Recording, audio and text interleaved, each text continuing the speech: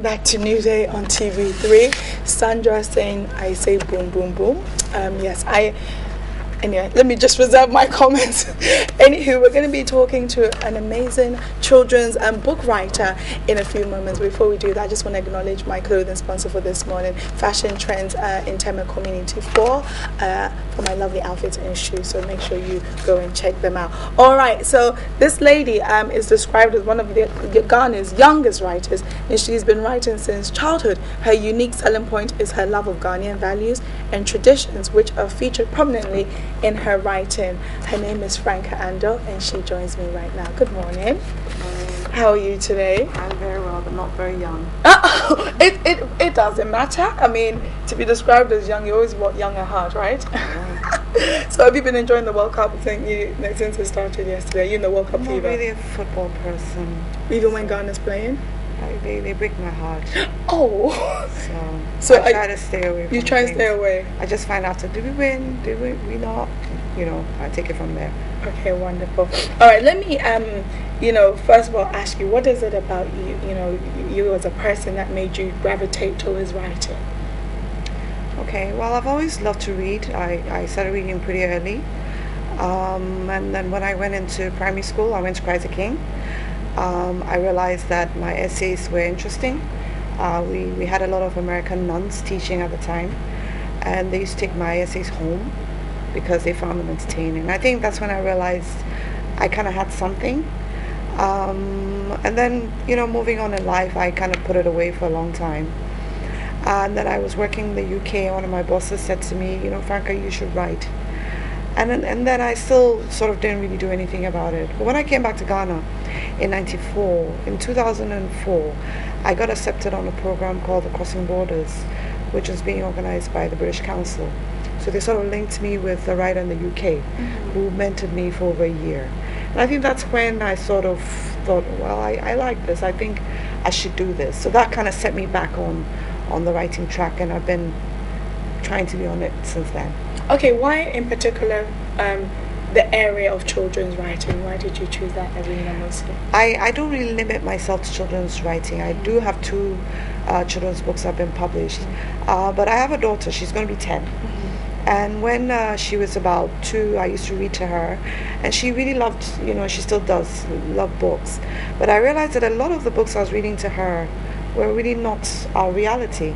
I mean, they were about princesses and white horses and knights in shining armor and fairy tales. Yes, they don't look like us, and so forth. And so I thought, well, why don't I write something that she can see characters that look like her. She can see, she can see black women, black children. The food is about kelewele and things that she can relate to, because what it does is it makes the stories more real to them, and also gives them a sense of who they are. It makes them more grounded. So that's kind of how the children's stories evolved, from me looking at what my daughter was reading and thinking that I can maybe do something about this. So it was sort of plug into that need for books and stories that were pretty much our reality. Okay, the thing about most writers is you have a lot of almost anonymity because nobody has to see you. I could have loved maybe 10 of your books and walk past you down the street and not know that it's you. But one way or another, books really influence us, especially when we read books as young people. I mean, most people have Cinderella tattooed in their brain because we grew up on it. Are you aware of the kind of influence you're having when you're writing, and how that's possibly going to shape somebody's life, and how does that make you feel?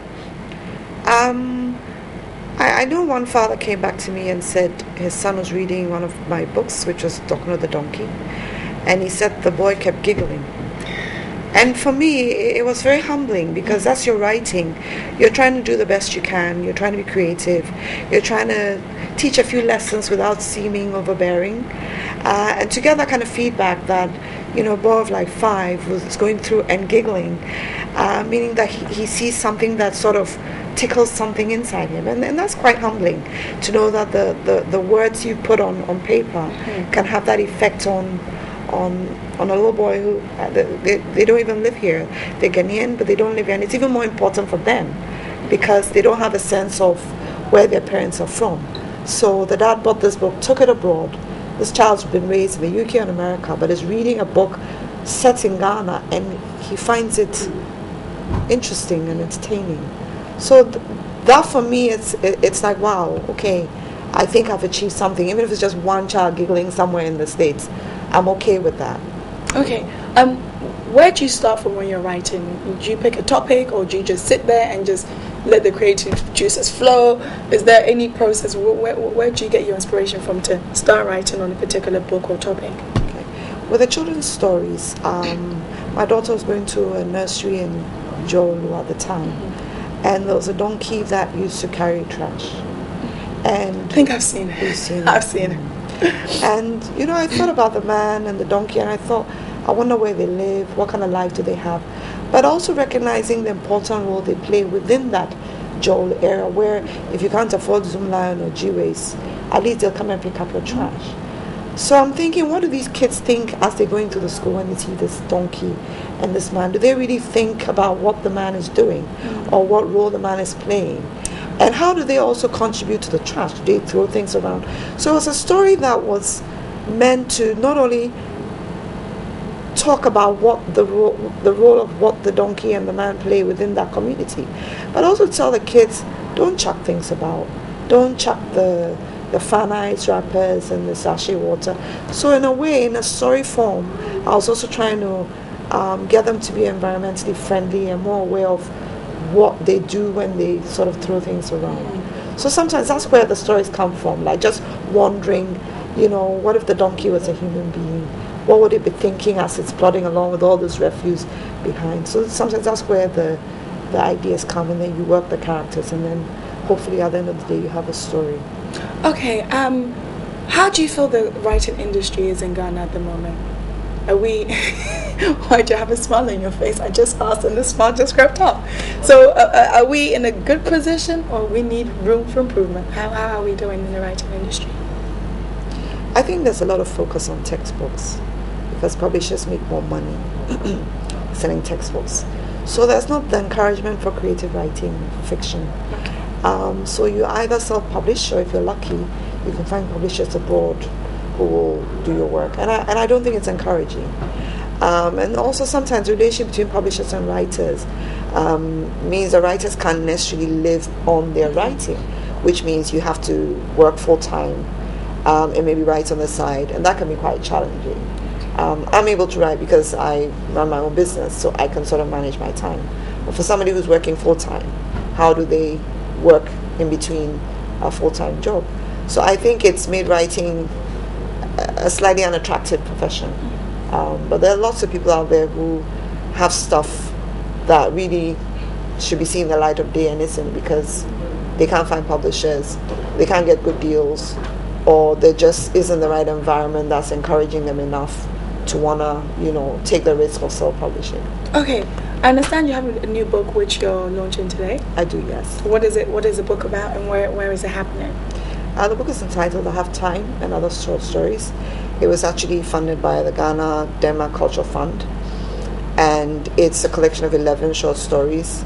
I work in the hospitality industry, so I meet a lot of people, and people tell me a lot of things. And some of the things they tell me, I'm thinking, this should be a story. This is funny. This is interesting. This is a learning experience. And so most of the stories are crafted around things people have told me that I've thought, I love what you've said, or I love what I've heard. And I think that I can flesh it out a bit more and create a story out of it. We're launching it tonight at the La Villa Boutique Hotel in Osu. It starts at 7:30 up until 9. So can anybody turn up? It's an open event. And it's free? It's free, yeah.